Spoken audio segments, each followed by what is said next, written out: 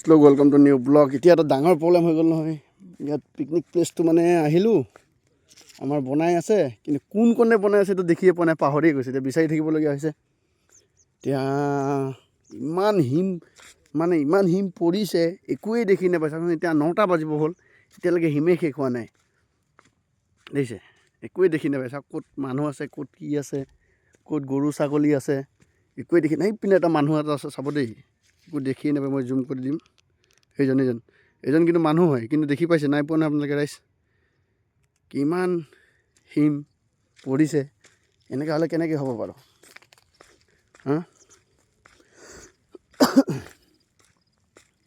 ৰাতিপুৱা এই গোটেই বিচাৰি ফুৰিবলগীয়া হৈছে। এতিয়া দেখিছোঁ বাৰু অলপ সেই তম্বুটো, এইটো চাওক তম্বু, এইটো মানুহ এজন আছে। এইখন মোৰ বাইকখন, একো দেখি নাপায়, ইমান হিম পৰিছে। বা কি হ'ব এনেকুৱা হ'লে? এসময়ত দেখোন এইটো গোটেই দিনটো এনেকৈ থাকিব। এটা টাইমত ইমান হিম পৰিলে কেনেকৈ হ'ব বাৰু? কিন্তু পিকনিক প্লেচ ভাল, আপোনালোকে শুনিছে চাগে, নিউজে চিউজেও শুনিছে চাগে। পিকনিক প্লেচটো আমাৰ ইয়াৰ, পিনে নদী, সেইপিনে নদী, চাৰিওপিনে নদী, মাজত পিকনিক প্লেচ।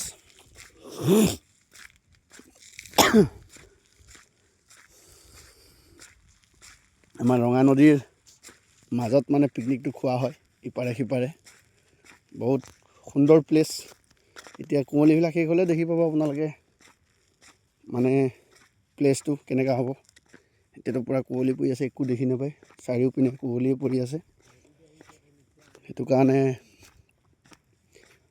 চবকে, মোৰ ফেচবুক ফেমিলি হওক, ইউটিউব ফেমিলি হওক, চবকে হেপ্পী নিউ ইয়েৰ। আজিৰ পৰা 25 বিদায় দিলোঁ, 26 আহি গ'ল। 26ক আদৰি ল'বলগীয়া হ'ল। এতিয়া এই বছৰটো যাতে চবকে শুভ কামনা কৰোঁ, যাতে গোটেই বছৰটো ভালে কুশলে যাওক। দিন বাৰবোৰ 25টোতো বহুত বেয়া আমাৰ কাৰণে মানে অল অসমৰ কাৰণে বা অল ভাৰতৰ কাৰণে বেয়া।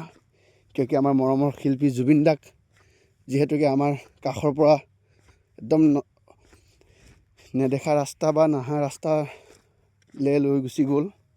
সেইটো কাৰণে একদম দুখৰ বিষয়। এতিয়া 26টো বা কেনেকৈ যায়, সেইটো কাৰণে চবকে 26টো একদম শুভ কামনা জনাইছোঁ, যাতে ভালে কুশলে যাওক। ভগৱানৰ ওচৰত সেইটোৱে প্ৰাৰ্থনা কৰিম, যাতে আমাৰ দাদাক হেৰুৱা আছে ন, তেনেকৈ কাকো কোনো একো প্ৰব্লেম নহয়।